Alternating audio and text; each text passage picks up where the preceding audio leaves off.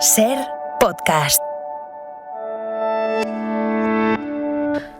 Soy Alfonso Cardenal y en este episodio de Sofá Sonoro queremos recordar al último grande del rock que nos queda pendiente. Después de repasar discos de Elvis, de Chuck Berry o Little Richard, teníamos ganas de recuperar la terrible historia de Jerry Lee Lewis, una vida marcada por los errores, pero también por una música salvaje que sentó las bases de lo que vendría muchos años después. Para este viaje musical nos acompañan Fernando Navarro, periodista del País, y Lucía Taboada.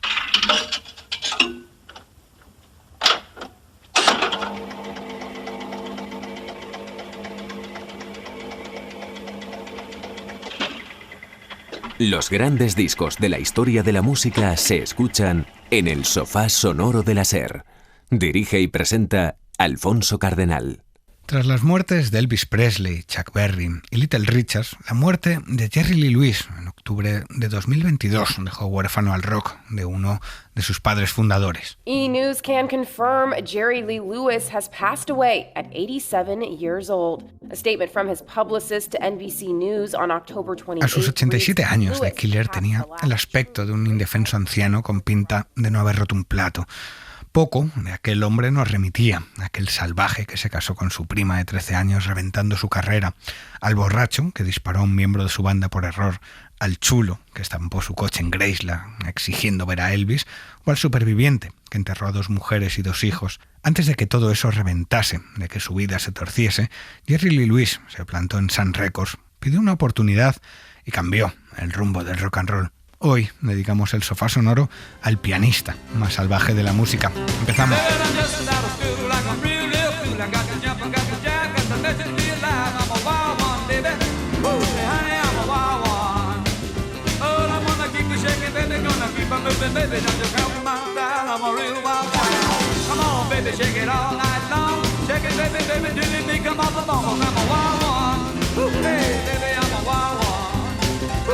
I'm gonna keep you shaking, baby, gonna keep you moving, baby, don't you count my style, I'm a real wild guy.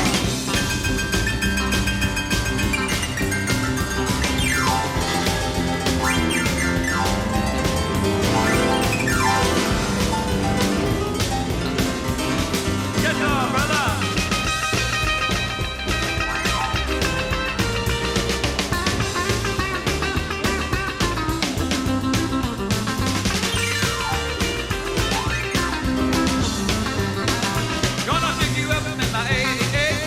Get ready, Chip, and I don't be late. We're gonna move on down to the social hall. I'm gonna don't start the jumping, baby. We're gonna have a ball. I'm a wild one. Hey, I'm a wild one. I'm gonna keep you shaking, baby. Gonna keep on moving, baby. Don't you cramp my style. I'm a real wild child. Oh, take it, brother.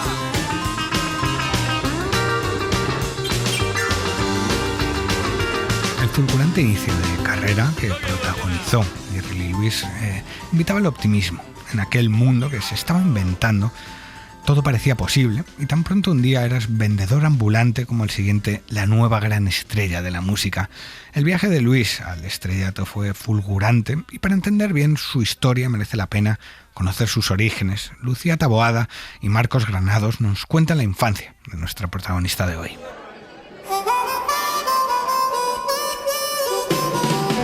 En Ferryday, en las profundidades sureñas de Luisiana, un café, bar y club nocturno llamado Harney's House presentó durante años a artistas negros de todo el sur como Ray Charles o B.B. King. Apoyado en los ventanales del local, junto a sus primos, un joven llamado Jerry Lee Lewis escuchaba atento la música que luego recreaba el piano. Un piano que su familia le había comprado hipotecando la pequeña casa en la que vivían. Destacó desde muy joven. Cuando tenía 5 años, mi madre me vio tocar el piano y me dijo que tenía un talento natural. Contaba en una entrevista. Ya en el colegio se hacía llamar Killer, un mote que él mismo se puso. El 29 de septiembre de 1949 realizó su primera aparición pública en un espectáculo montado por la compañía de automóviles Ford, interpretando este tema. El pastor de Ferryday estaba convencido de que había sido poseído por el demonio por teclear así el piano, visitar los clubs nocturnos de la ciudad y bailar los blues efusivos que sonaban en el Harney's House. así que en 1951 convenció a su madre para ingresarlo en una escuela de la Asamblea de Dios, una secta pentecostal en Texas. Nunca se integró. There are some things I may not know. Una noche los profesores le pidieron interpretar el himno pentecostal My God is Real. Él agarró el piano, lo aporreó con pasión, se puso en pie, bailó y al día siguiente fue expulsado. If my God is real, oh, he's really my soul. Oh, it washed and it made me whole. Liberado volvió al piano haciendo versiones de canciones country como If I Ever Need You o I Don't Hurt Anymore.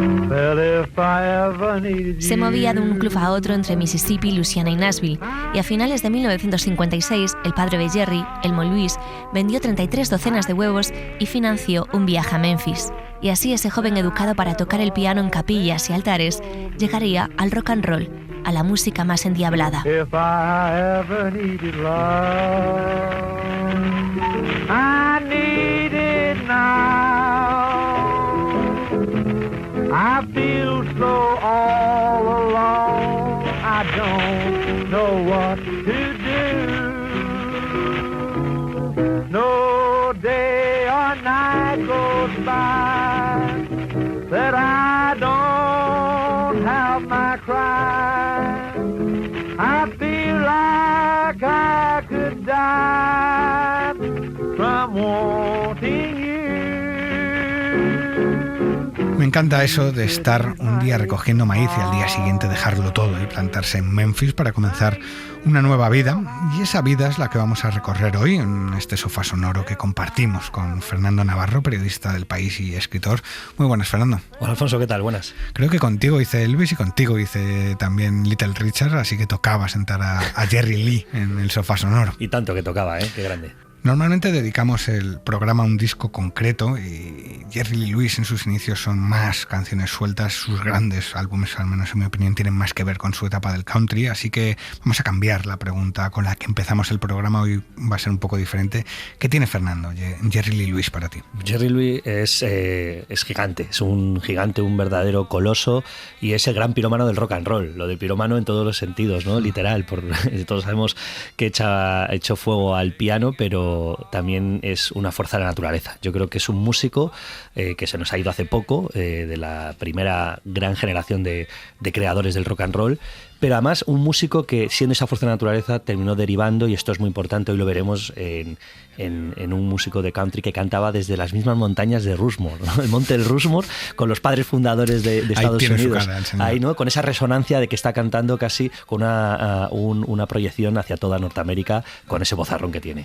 Esos inicios que contaba Lucía antes fueron fulgurantes, casi tanto como su caída, no mucho tiempo después, pero para entrar en contexto, ¿cómo era ese Sun Records en el que se presenta el músico, Fernando? La casa del rock and roll, y no porque grabasen al grandísimo y al que lo cambiaría todo Elvis Presley, sino porque Sun Records, hay que comentarlo antes, grabó artistas negros. Se hizo famoso, por ejemplo, con la grabación de Rocket 88 de Ike Turner, y luego Ike Turner llevaría a Howlin' Wolf, y esos artistas negros B.B. King llegó a grabar, claro, B.B. King, un montón de artistas negros que luego darían paso a los jóvenes blanquitos que lo revolucionarían todo. Elvis Presley a la cabeza, pero también Johnny Cash, Roy Orbison, Carl Perkins, y ahí estaría Jerry Lee Lewis. Estamos hablando de esos albores del rock cuando las reglas estaban todavía por definirse, pero Jerry Lee ya prometía, porque a los 17 años llevaba ya 2 esposas, 2 matrimonios, ningún divorcio, lo cual es un poco extraño, y algunas grabaciones a sus espaldas ya. ¿Querías rock and roll, Alfonso? Pues aquí toma 2 tazas. O sea, con Jerry Lewis las 2 tazas entran, pero a lo bestia. Hablamos de un personaje rompedor en todos de su... Bueno, yo creo el más rompedor de todos de su generación, hecho a sí mismo, con muchísimo carácter, con independencia, con muchísima locura y contradicción. Yo creo que lo fascinante de él es la contradicción, que es la propia contradicción condición humana y del género del rock and roll, ¿no? En sí mismo. Y venía de una familia de granjeros muy pobre, donde además la religión lo atravesaba todo. Era muy, muy, muy religioso, y esa pobreza hace también que él, por así decirlo, tiene una fuerza extraordinaria por hacerse valer, ¿no? Y eso lo va a demostrar todo el rato en su carrera, y al principio mucha de esa fiereza, de ese salvajismo que tenía, viene de su condición de paleto de Estados Unidos blanco del sur, que necesita hacerse valer y hacerse notar en la sociedad. A esa religión se le cruzaría también en las contradicciones de un Elvis Presley o de un Johnny Cash, mortificando mucho también, ¿no? Claro. Incluso un Little Richard, ¿no? Que también Exacto. pues tiene con su sexualidad ese tema con la religión, ¿no?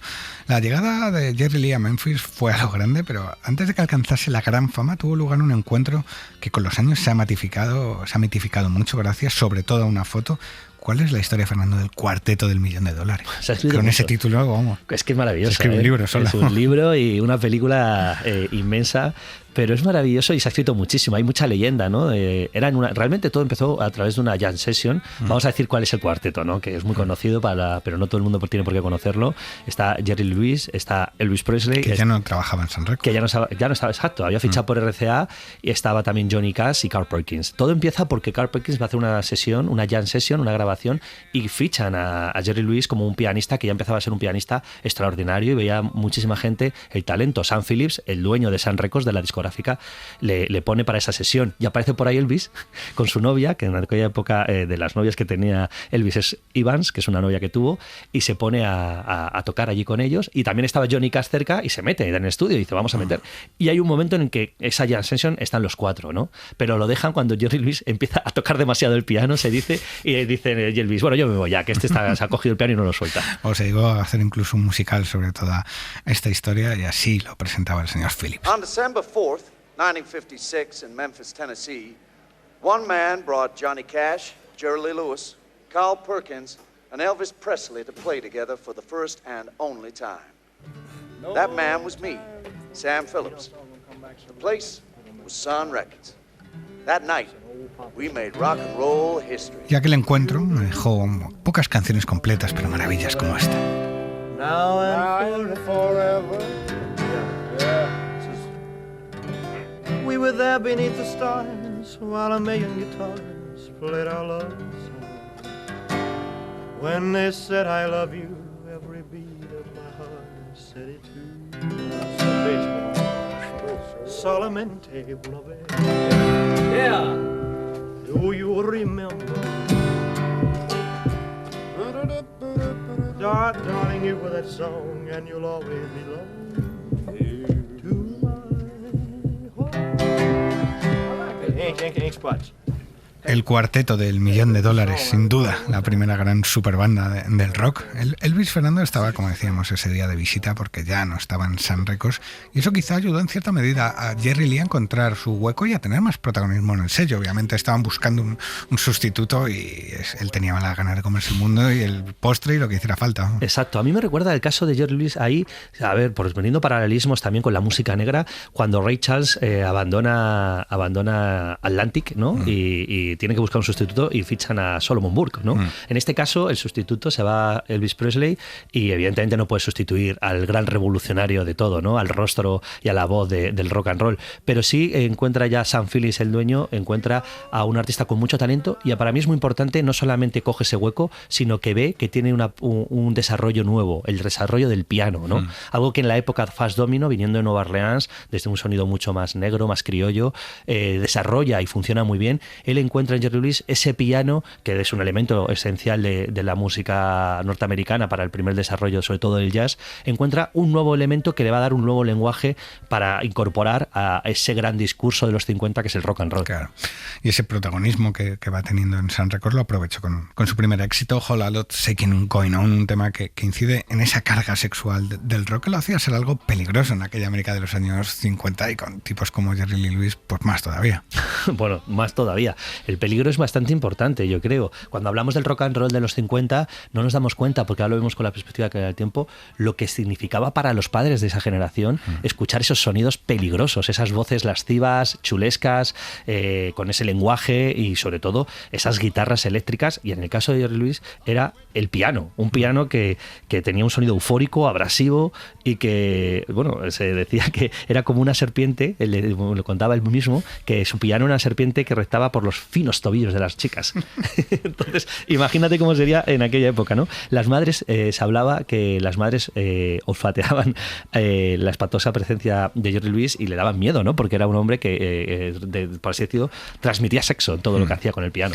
Sí, igual que lo de las caderas de Elvis, en este caso era el piano, iba totalmente despeinado, que en aquella época era algo muy revolucionario ver a un hombre despeinado. Claro. La gente no aparecía en público despeinada, no bajaba ni a la cocina a desayunar despeinada, ¿no? Estamos hablando de un chico rubio con una melena totalmente sudado, despeinado en televisión, tocando una canción de una manera salvaje, ¿no? Y carnal, eso, todo muy carnal, claro, todo lo que has dicho. Contaban en el documental de Movistar de pioneras de la música, Mavis Staples, que a ella en casa no la dejaban escuchar rock and roll y que camino al colegio se escabullía para meter una moneda en una jukebox y poner a Chuck Berry, ¿no? O sea, era como algo a esos niveles de prohibido para muchas niñas y para muchos chicos blancos de esa generación y negros también. Totalmente. Sí, y en el caso de Jerry Lewis hay que recordar el apodo, The Killer, ¿no? Claro, claro.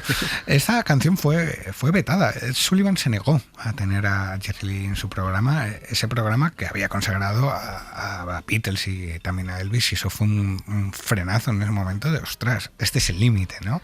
Ya la liamos con Elvis, que tuvieron que, pues eso, enfocarle un plano hasta las caderas, y a este chico ya no lo emitimos. Claro, porque era bastante más salvaje que Elvis, estaba menos domesticado, por así decirlo, y eso que Elvis tampoco estaba domesticado. Pero en el caso de Elvis nadie sabía lo que podía pasar. Conviene ahora, ya que estamos citando, Alfonso, ya que citamos a Ed Sullivan, de lo mojigato que era, porque yo personalmente, la perspectiva del tiempo, los años, cuando hablamos del Ed Sullivan Show, pensamos que es como el gran programa donde salió Elvis y los Beatles, y como que era la gran plataforma que ayudó, y realmente no. O sea, Ed Sullivan era un puritano de mucho cuidado, realmente un tío que no le gustaba nada de lo que estaba pasando, ni los Elvis, ni los Beatles, ni todos esos sonidos, y él, como la CBS, que imagínate, la gran cadena norteamericana, también puritana, familiar, tuvieron que fueron barridos por los tiempos, tuvieron que programarlos porque no les quedaba otra. Era como no programar, como no programar el lanzamiento del cohete que va a la luna, ¿no? O sea, tenían que hacerlo porque estaba sucediendo de una manera bestial. Pero ahora, con la perspectiva que da el tiempo, el Ed Sullivan Show realmente fue un programa que puso más problemas al rock and roll que lo que hizo luego, ¿no? Sí, hasta que ya vino un Jim Morrison y se lo pasó todo por el forro. Exacto, ¿no? total cual. Aquí ya, a finales de los 60 le barrieron, ya no había... Es que había cambiado, era la época contracultural, y había cambiado también los canales culturales que llegaban a los jóvenes. Es verdad que la canción generó dudas también en el propio Sam Phillips, que no estaba muy emocionado del inicio con la canción, porque la veía muy excesiva, la veía muy negra, y es verdad que era un tema muy negro en esa América en aquella época. Por ese piano también. Pero es que esa fue la formación del pianista, tal y como contaba en el documental de Ethan Cohen. Honey's Big House era un local enorme. Estaba en Main Street, la calle que cruzaba el barrio de la gente de color. Los músicos llegaban en autobuses. Yo siempre me enteraba de cuándo llegaban. Honey tenía una gran reputación. Traía siempre a los mejores cantantes de blues del momento. Y yo no me perdía ni uno. Me colaba a través de una ventana. El señor Honey era negro y muy grande, más alto que una puerta. Te podía coger en brazos y lanzarte como una pelota, si quería. Me pilló allí varias veces y me echó. Y me dijo, chico, si tu tío Lee Calhoun o tus padres te pillan aquí, al que matarán será a mí. Y yo volví a colarme. Y de ahí vino lo del rhythm and blues, el gut bucket blues, el baile y el rock and roll.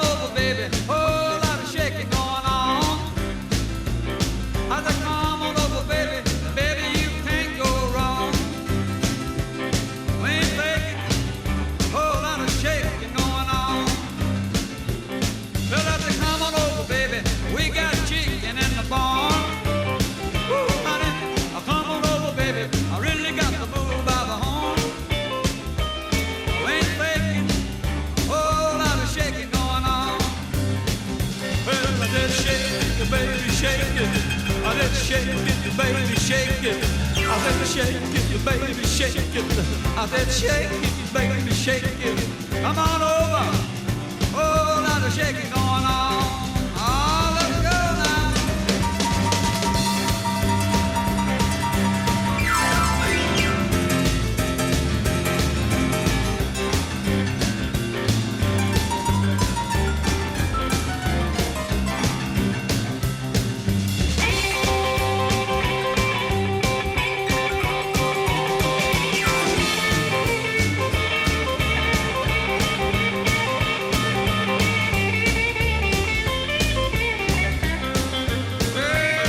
El primer gran éxito de Jerry Lee Lewis llegó después de que Steve Allen sí emitiese en su programa la canción, y por ello quizás vendió esos 6 millones de copias y se convirtió en un fenómeno en 1957 que, sumado al impacto de Elvis, Fernando convirtió al rock en la gran moda ya entre los jóvenes blancos de Estados Unidos y en la gran amenaza, eso que comentábamos, de sus padres. Y tras ese exitazo llegó su siguiente pelotazo, un tema de Otis Blackwell, pero Jerry en este caso era el que no estaba convencido de cantar Great Balls of Fire porque le parecía blasfemo. Aquí entra la religión también entre medias. Bueno, parecía blasfemo. Uno de los que primero habla de esta religiosidad que tenía metida por el cuerpo y en todo el alma, y estas contradicciones con la propia religión y el demonio, es Johnny Cash, que lo decía, ¿no? Johnny Cash, que le conocía de San Recos, decía que estaba bastante preocupado de esa naturaleza pecaminosa que tenía excesiva el propio Jerry Lewis, que el propio Johnny Cash también la tenía, pero claro, comparada con él, dice que sufre mucho, es un gran sufridor. Y hay una anécdota muy ilustrativa en un libro que me parece fascinante, que es una biografía que se llama Fuego Eterno, la historia de Jerry Lewis, que está escrita por Nick Toxes, y este libro cuenta una anécdota, que es que él, cuando estaba con 16 años, sus padres le habían mandado como a un retiro espiritual, religioso, para que estuviese centrado moralmente, para que se quitase de los bares nocturnos y del rock and roll, de esa música de negros, y él de repente le decían que estaba poseído por el demonio porque le gustaba esa música, y una noche él, pensando que estaba poseído por el demonio, se pone a tocar el piano, y se supone que iba a poner así música de fondo para las chicas y para los chicos que estaban allí tranquilamente, pero empiezan los dedos a deslizarse por el piano y se da cuenta que no puede hacer algo lento, que lo que tiene que hacer es la música que lleva en el cuerpo, y esa música que lleva en el cuerpo es el rock and roll que estaba viendo ya en los bares, y esa música negra, y termina todo el mundo bailando locamente, él tal, y los profesores dicen, realmente está poseído por el demonio, y él lo reconoce. You shake my nerves and you rattle my brain. Too much love drives a man insane. You broke my will, but what a thrill. Goodness gracious, great balls of fire. I let you love what I thought it was funny. You came along and woo, now honey, I've changed my mind. This love is fine. Goodness gracious, great balls of fire. Kisses, baby. Feels good. Hold me, baby. Well, I want to love you like I love you should. You're fine, so kind. Got to tell this world that you're mine. I chew my nails and then I twiddle my thumb. I'm real nervous, but it sure is fun. Come on, baby, it drives me crazy. And it's just great balls of fire.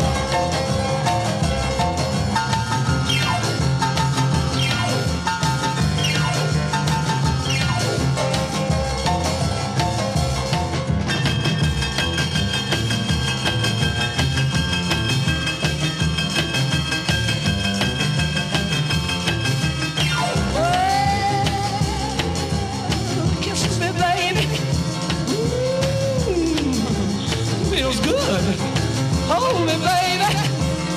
Well, I want to love you like I love you should. You're fine, so kind. Got to tell this world that you're mine. That you're mine, that you're not twiddle my thumb. Real nervous, but it sure is fun. Come on, baby, drive me crazy. Goodness gracious, great balls of fire. Sofá Sonoro.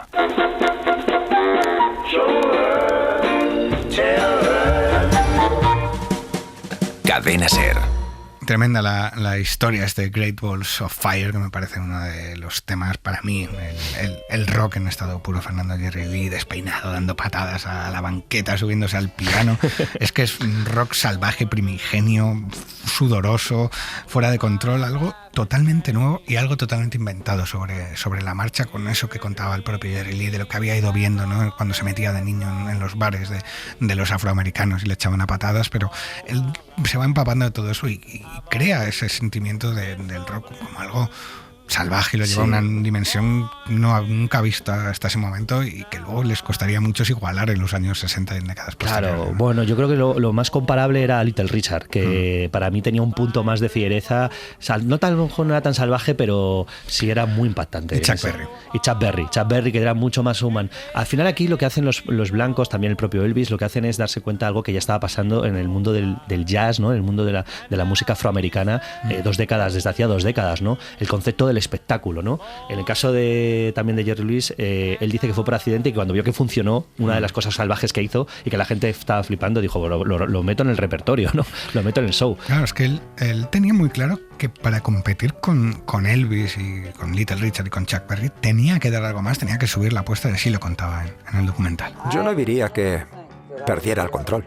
Pero se te veía muy activo, por eso daba esa impresión. Quizás sea eso. Sí, era activo. Tenía que luchar contra la competencia. Elvis Presley se movía de un lado a otro. Little Richard saltaba por los pianos. Yo tenía que hacer algo. Por eso tiraba la banqueta. Come and get you, gonna take it to a dance. Yes, baby, gonna rock and roll, big romance. Friday night and I just been paid. Got the years to spend every penny that I made. Rock and roll with this baby of mine. It's Friday night and I'm feeling fine. Yeah, Friday night's payday, Friday night's payday. Oh yeah, we're gonna have a ball. Come on, baby, yeah, let's rock it then. Come next Friday, gonna double pay again. Well, I'm rocking and I'm rolling, everything's alright. We'll shake it down and break it till the broad daylight. Rock and roll with this baby of mine. It's Friday night and I'm feeling fine, yeah.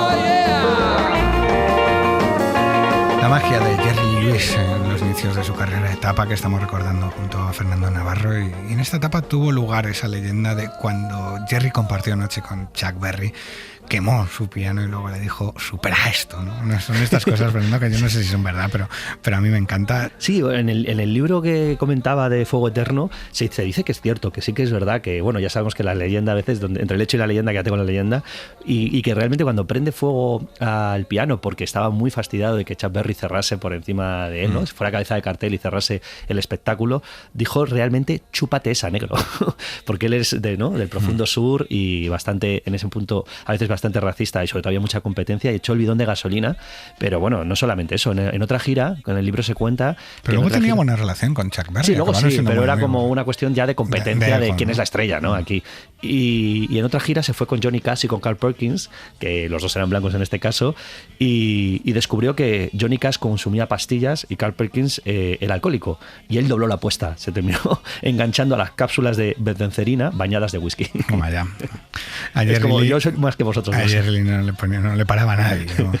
El siguiente paso en su carrera fue también obvio, ¿no? En el recorrido que se estaba haciendo en aquella época, que era el salto al cine con High School Confidential, siguiendo ese modelo, ¿no? De la época de poner estrellas de la música en el cine, porque era una época en la que todavía muy pocos hogares tenían televisión y el cine era un arma muy poderosa de publicidad, era el Instagram, ¿no? de la época. Exacto. La manera de poner las canciones del TikTok, ¿no? De usar la música. Me flipa que digas el Instagram de la época para el cine, o sea, es darle la vuelta a todo para que Totalmente. Lo entendamos desde el punto de vista de 2023, ¿no?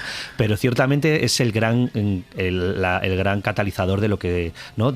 El difusor de la cultura juvenil, la cultura juvenil, que hay que recordar que el rock and roll, antes de que naciesen estos Jerry Lewis, Elvis Presley, Chuck Berry y todo, nace a través de películas como Rebelde sin causa o Semilla de maldad, ¿no? Que están ahí con la canción de Bill Haley y todo. Entonces nace a través de las películas, o con Marlon Brando, ¿no? Salvaje, que son unos años antes, al principio de los 50, que el sonido que iba a cambiarlo todo. Claro, luego ya directamente decidieron poner a los músicos a actuar y a las estrellas, a poner sus canciones ahí. Y en 1958... A los influencers de la época. Y en el 58 Jerry Lee presenta otro de sus grandes éxitos, uno de mis favoritos, este Breathless.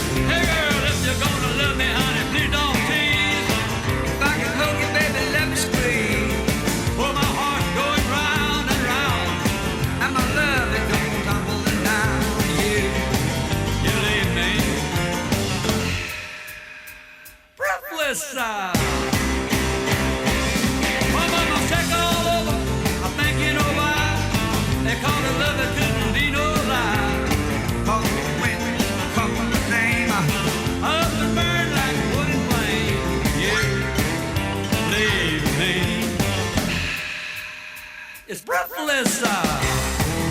Woo, baby. It's a little bit crazy. Honey, you're much too much. Girl, I just can't love you enough. Oh, it's all right. Hold me tight. Oh, you just love me right. Come on, baby, don't be shy. This love was meant for you and I. Wind, rain, sleet, snow, I'm gonna get you, girl, wherever you go. You believe me. It's a breathless El rock en estado puro, en sus primeras etapas, en estos años finales de los 50 en los que el mundo estaba todavía por inventar. Para 1958, Fernando, el pianista es una superestrella con un caché de $10.000 por noche, que sigue siendo una tremenda cantidad de dinero para un chaval de 22 años, y el éxito ya había saltado también a Europa, sobre todo a Reino Unido, donde esos primeros éxitos habían ido ya calando, ¿no?, en el rock and roll. Sí, o sea, él parecía destinado a ser la gran figura de la época, más grande que el propio Elvis. Tenía atributos para poder en algún momento desbancar a Elvis, que se estaba domesticando con el coronel Parker, que le tenía ya llevado más hacia una figura cinematográfica, pero la gente quería rock and roll, los jóvenes querían rock and roll, y en Reino Unido estaban ansiosos del rock and roll. Esos chavales que serían los Rolling Stones, los Beatles, estaban deseando que las grandes estrellas de los 50 llegasen a ser rock and roll, pero tenían los problemas con las drogas, sus crisis existenciales, y bueno, es muy importante porque en aquella época se le reconocía como el primer gran hombre salvaje del rock and roll, ¿no? Y él había sido, y esto también me parece muy interesante, más que el propio Elvis y que muchos de todos esos que estamos hablando, había sido creador de su propia estética, creador de su propio mundo salvaje. Él, Jerry Lee, por otro lado, en una entrevista que escuché, aplaudía la manera en la que el coronel Parker había gestionado la carrera de Elvis como coetáneo. Decía, con un punto de envidia, ¿no? Claro. Había cometido sus propios errores también y quería una figura así. Es verdad que le privó a Elvis de salir al extranjero y de tener giras internacionales, cosa que Jerry Lee sí que hizo. Él se embarca en su primera gira inglesa en el año 58, y ahí es donde todo explota, cuando la prensa descubre que se había casado con su prima de 13 años, aunque puede que incluso tuviera menos de 13 años, sin haberse además separado de su segunda mujer, porque lo de Jerry Lee, lo de los divorcios y las separaciones, no lo gestionaba nada bien, y este es un escándalo enorme que tuvo un impacto tremendo. Sí, bueno, ya por llevarlo a la lógica de los tiempos, ¿no? Ahora que estábamos empezando el programa y hablando sobre la perspectiva del 2023 a entonces, si la gente se lleva la mano con el escándalo Shakira y Piqué y con la música, imagínate ver el escándalo de aquella época, ¿no? Jerry Lewis casándose con su prima de 13 años, pero hay que decir que también es cierto que en las regiones del sur en aquella época, en el siglo XX, a principios del siglo XX y tal, era muy común que se casasen entre primos y sobre todo también matrimonios menores, ¿no? Porque se casaban muy jóvenes, eran granjeros, gente que ya... Con 17 años tenía 2 matrimonios a sus espaldas. Claro, por eso, y eso pasaba, y bueno, ahí tenemos también el caso de Aretha Franklin, que estaba en el norte, que también siendo muy chavala, ya estaba también embarazada, tal, y era una lógica muy bestia, que por suerte ha cambiado, pero que pasaba mucho. Claro, Aretha Franklin con 15 años tenía 2 críos a sus espaldas, sí, de padres no reconocidos, o sea, este tipo de cosas eran bastante más habituales en el sur de los Estados Unidos, pero esto a Jerry Lee Lewis en Reino Unido, en ese Londres de los años 60, finales de 50, no fue comprendido. Él se convirtió en el centro de las críticas. Su carrera se hundió de la noche a la mañana. Pasó de cobrar esos $10.000 por bolo a 200, y eso cuando los llegaba a conseguir. Pero ni mucho menos pidió perdón ni se arrepintió de nada. De hecho, estuvo más de una década casada con su prima, con la que tuvo hijos.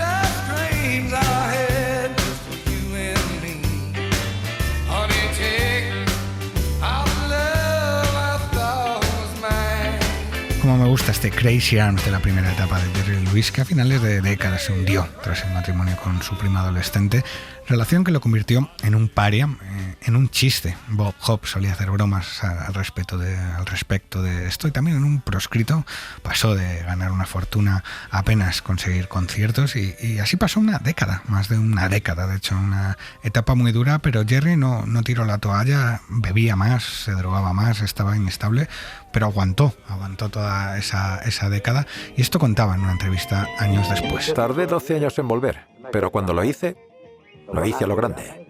Sabía que lo conseguiría. Había estado 12 años seguidos haciendo giras. 315, 325, 330 días al año. Y es que Jerry Lee Lewis acabó resurgiendo, y lo hizo Fernando en el country con discos maravillosos. Sí, discos maravillosos que además él ya ponía en el título la palabra country para que se supiese que estaba en ese terreno, ¿no? Que ya sabía el killer del rock and roll. Ya no era el killer del rock and roll, era ahora otra figura que también era importantísima y que iba a dar unos discos fantásticos, como dices, Alfonso, por ejemplo, All Time Country Music o Taste of Country, que son dos álbumes realmente buenos, donde creo que destaca sobre todo el vozarrón, esa voz profunda que tiene, que encaja perfecto para la música americana vaquera. Claro, pero es que él en realidad viene del country, quiero decir, busca refugio por cambiar un poco su carrera, porque siente que tiene que hacer algo para buscarse otro circuito, porque en el suyo ya no es aceptada, no va a encajar. Entonces lo más natural en ese sentido es volver a los orígenes. Es verdad que es un country con esa mano acelerada que tiene, que lo vuelve todo loco y lo infecta todo esa llama. El demonio, que no deja de tener nunca fuera de su espíritu. Pero es donde encaja sus raíces y donde están sus raíces, y ahí es donde busca el apoyo para, tras una larga década, coger impulso y volver a la primera línea. Claro, es que aparte, como la contracultura, el rock and roll de los 60, ¿no? Lo cambia todo, el concepto de la música, los singles pasan a ser discos, todo es mucho más artístico, todo es mucho más combativo, todo está mucho más también las drogas, ¿no? Las drogas lisérgicas, todo lo cambia todo, tanto que los pioneros tienen que reinventarse en otros lugares, y en este caso, en el caso de Jerry Lewis, igual que en el caso de Little Richard con el gospel o Johnny Cash, él lo hace en el country. Él lo contaba con mucha naturalidad. I'm country. I was born country. But I was raised on rock and Yo hago roll. country, nací para hacer country, pero me crié en el rock and roll, contaba Jerry Lee Lewis en una entrevista de los años 80. The news is out all over town that you've been seen out running around. I know that I should leave, but then I just can't go. You win again. This heart of mine could never see what everybody knows but me. Just trust in you was my great sin. What can I do? You win again.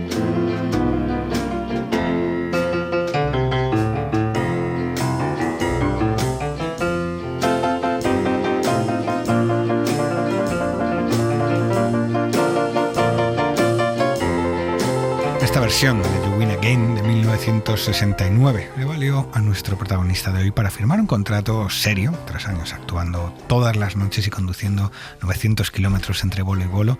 Este fue el resurgir de Jerry Lee en los 70, cuando encadena numerosos éxitos en las listas del country, en una etapa, Fernando, muy interesante de la carrera, quizás un momento muy inesperado, pero un resurgir muy poderoso. Sí, muy poderoso por lo que comentabas tú, ¿no? Porque no pierde parte de su esencia, ¿no? No pierde parte de su talento y calidad, como cuando toca el piano y sigue siendo muy salvaje, sigue teniendo esa velocidad, esa viveza. Y para mí también no es muy importante no la forma en la que toca el piano en esta época, en este sonido nuevo, en este nuevo territorio, sino que la forma de cantar. O sea, una forma en la que todavía sigue gruñendo cuando hay que gruñir, sigue gimiendo, sigue soltando modos lascivos en la música, y entonces termina teniendo siempre su personalidad, ¿no? Su sello, y eso yo creo que es fundamental. Estos son años también duros en lo personal, con esas dos mujeres muertas por sobredosis, lo que da Fernando también a ver cómo era la etapa que estaba viviendo el músico en aquellos años, ¿no? Su resurgir viene también desde lo más profundo de la desesperación, porque pierde muchísimo dinero. Él es un hombre millonario a finales de los 50 y para los años 60-70 le cuesta encontrar trabajo. Sí, casi se vuelve a la pobreza de la que nació, ¿no? Y tiene que ser un superviviente. Claro, también son los años en los que tuvo los problemas con su hijo mayor, que murió en el 73. Estas noticias además eran todo carnaza para esos medios que siempre recuperaban su pasado y aprovechaban estas historias, ¿no? Era el Amy Winehouse de la época, en el que todos los escándalos de Jerry Lee se han ido contando, incluso los de los últimos años, siempre de su vida, siempre han aparecido, ¿no? En esta época, viendo entrevistas, hay vídeos en los que se le ve además muy pasado, ¿no? Con muy mal aspecto, drogado en entrevistas, en actuaciones, pero a pesar de ello firmaba canciones con esta fuerza. Folks say I'm a rebel, a revolutionary man. I've always seemed to do pretty good on my own. I've been down and I've been in trouble, but I got lots of friends, and they just can't make me. I got news for you. They can't make me give up my revolutionary ways. I don't give a damn what they say.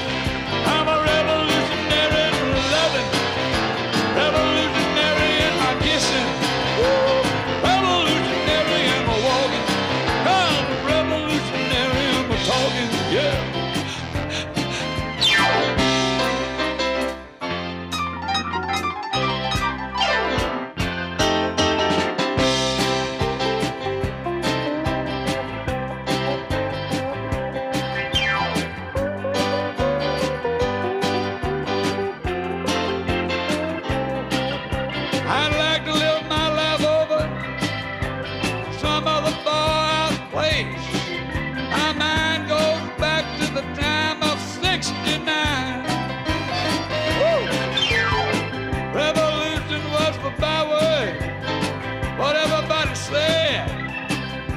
Just can't make me.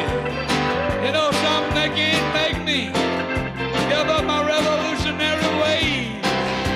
I don't give a damn what to say. I'm a revolutionary in my living.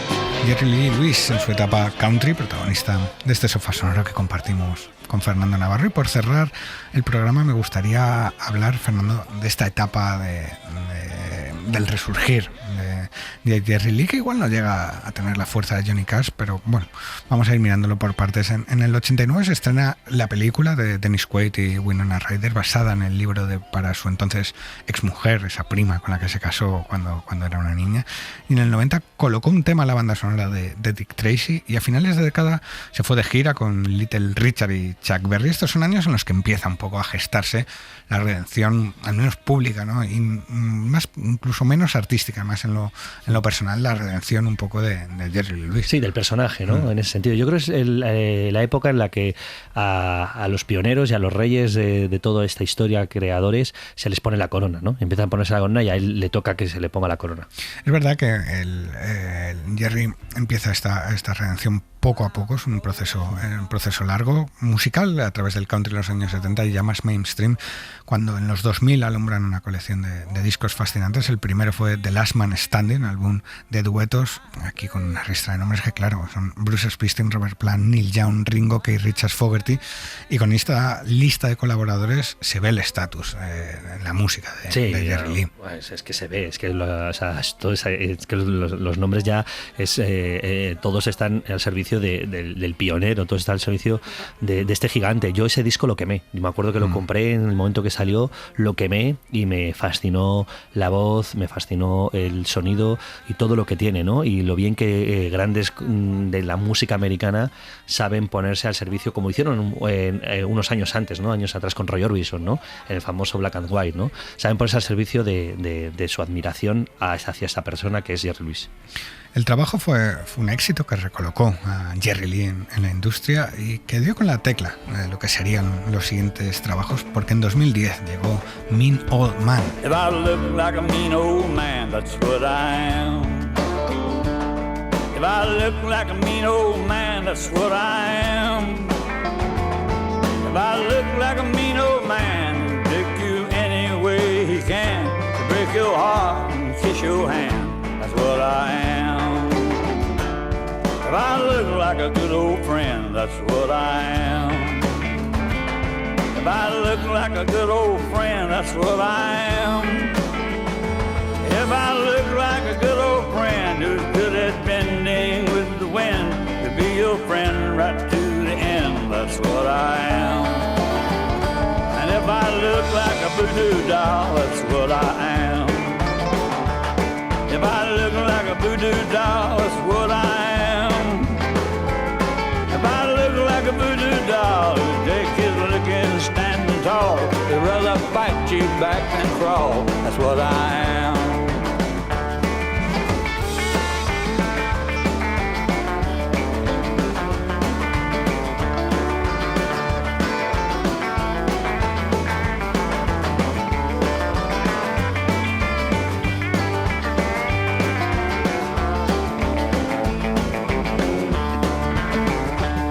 If I look like your Uncle Bob, that's what I am. If I look like your Uncle Bob, that's what I am. If I look like your Uncle Bob, I'd like to slap you on your back and rock you while you can still do the job, that's what I am. If I look like a voodoo doll, that's what I am. If I look like a voodoo doll, that's what I am. If I look like a voodoo doll who take his licking standing tall, they'd rather fight you back than crawl, that's what I am.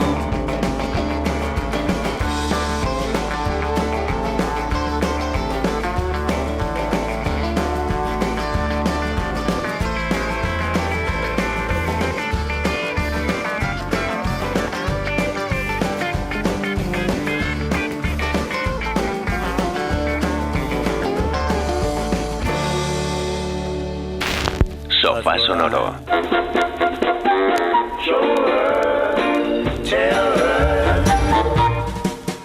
Cadena Ser.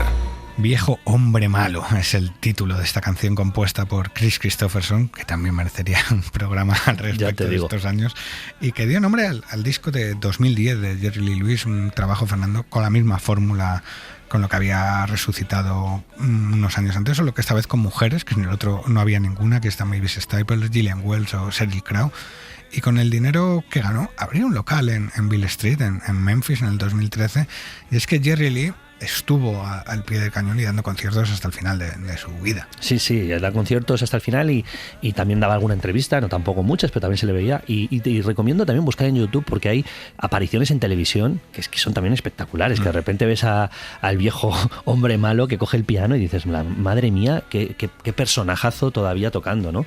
Y en ese sentido yo creo que murió con las botas puestas.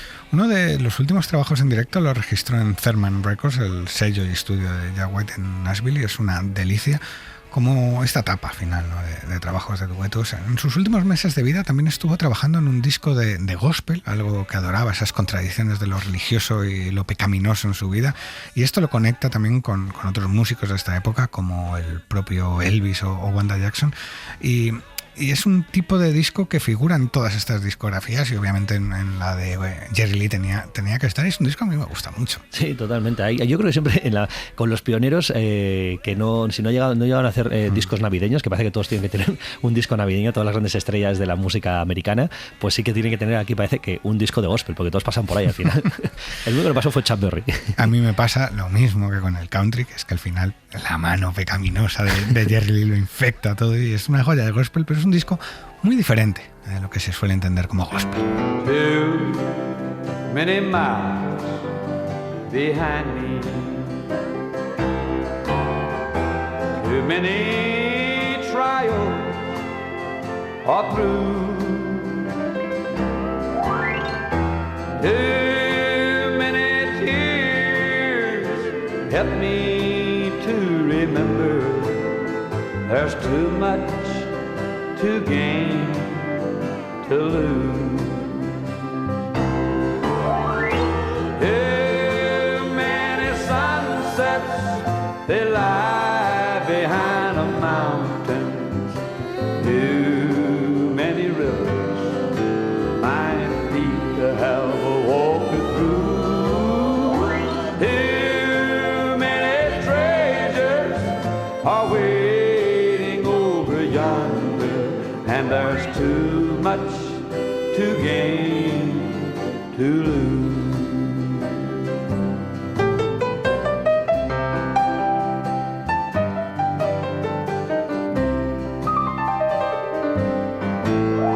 I've crossed the hot, burning desert,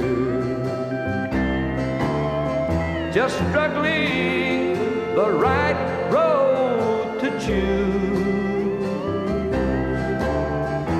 Somewhere up ahead, there's cool, clear water, and defeat is one word I'll never use. Una delicia esta cara gospel de Jerry Lee Lewis, protagonista de este programa que vamos a ir terminando. Y para cerrar me gustaría, Fernando, que me recomendaras algo de la obra de Jerry Lee para quien quiera indagar más un poco en este viaje musical. Bueno, pues ya lo he hecho, ¿no? Inconscientemente, cuando cito el libro Fuego Eterno de la historia de Jerry Lee Lewis, escrito por Nish Touches, y es que es un libro que realmente, con un prólogo de Gray Marcus, del grandísimo Gray Marcus, y es un libro con una vocación poética, realmente es una biografía que tiene mucho de novela, ¿no? Tiene mucho de cómo se está contando todo con una figura que es una figura mucho mejor que la ficción, la realidad en este caso, ¿no? La de Jerry Lewis. Y lo recomiendo porque te enteras muchísimo de cómo funcionaba la cabeza y el espíritu de este personajazo que era Jerry Lewis.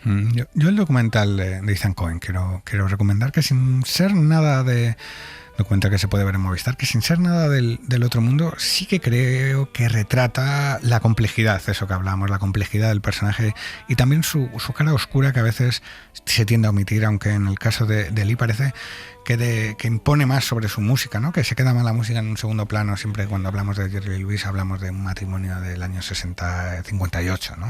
Y han pasado 70 años y se sigue hablando del matrimonio con su prima, que además no fue una aventura ni un romance, sino fue un matrimonio que dejó hijos, que duró creo que 12 años, ¿no? Y es algo que siempre impone cuando la música de Jerry Lee, por otro lado, pues está a la altura del pionero que fue. Sí, está a la altura, y ahora cuando murió hace poco, ¿no?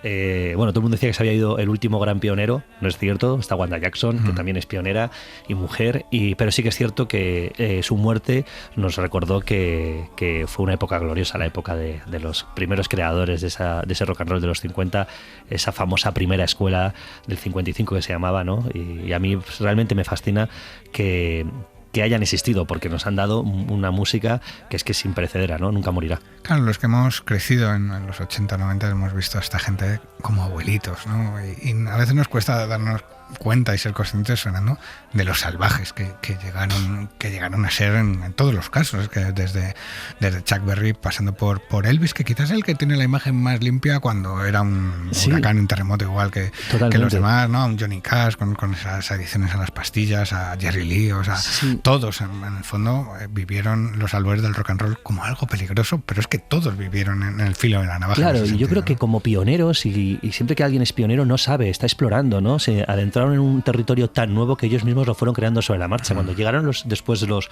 Beatles, Rolling Stones, The Who, Bob Dylan, los Springsteen, los Tom Petty, los Tom Waits, todos llegaban bajo una conciencia que ya sabían lo que querían hacer con ello, transformar algo, ¿no? Que sabían, tenían unas referencias, que eran estos pioneros. Y a mí lo que más me gusta de esta época, que hay musicólogos norteamericanos que dicen que nunca fue igual el rock and roll como lo fue en los 50, es que había una inocencia, porque había una exploración absolutamente espontánea de creación, que no se sabían hacia dónde iban, y por eso sus carreras y sus vidas son tan fascinantes. Pues Fernando Navarro, un placer charlar de música contigo. A ti, Alfonso, un abrazo. Después de sentar en el sofá sonoro a Elvis, Little Richard, Johnny Cash o Roy Orbison, teníamos ganas de escuchar a Jerry Lee Lewis, el gran pianista del rock and roll, y contar, aunque de manera breve, su historia. Nos vamos ya. Volvemos la semana que viene con otros discos y más canciones. Adiós. Hey, when a man loves a woman, can't keep his mind on nothing else. Oh Lord, you know he'll trade the world for the good things he's found. If she's bad, he can see it. She can do no wrong. Whoa, turn his back on his best friend. Woo, she'll put him down. But Lord, that's the way it goes. He'd give all his comforts, sleep out in the rain, if she said that's the way it ought to be. When a man loves a woman, he'll give her everything. Hold on to her love. Baby, please don't treat me bad, so bad. When a man loves a woman, deep down in his soul, give it to me, she can bring him such misery, like she usually does. My God, I don't know what in the world we'd do without a woman, though. The killer loves every damn one of them. And I just can't give them up. Yeah.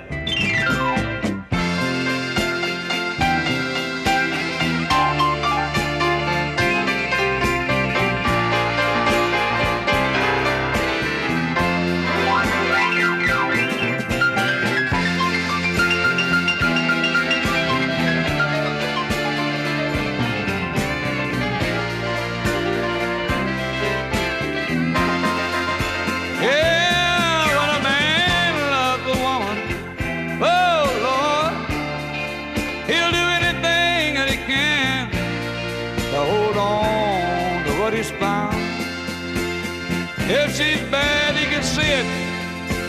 She can do no wrong. Turn her back on him and don't make no difference. He'll stick around.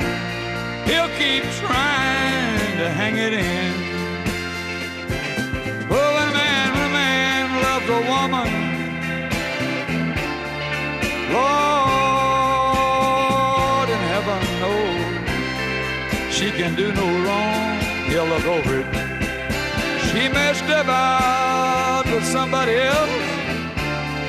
Somebody will tell him so, and he'll say, no, no, no, no, I don't believe nothing like that's going on.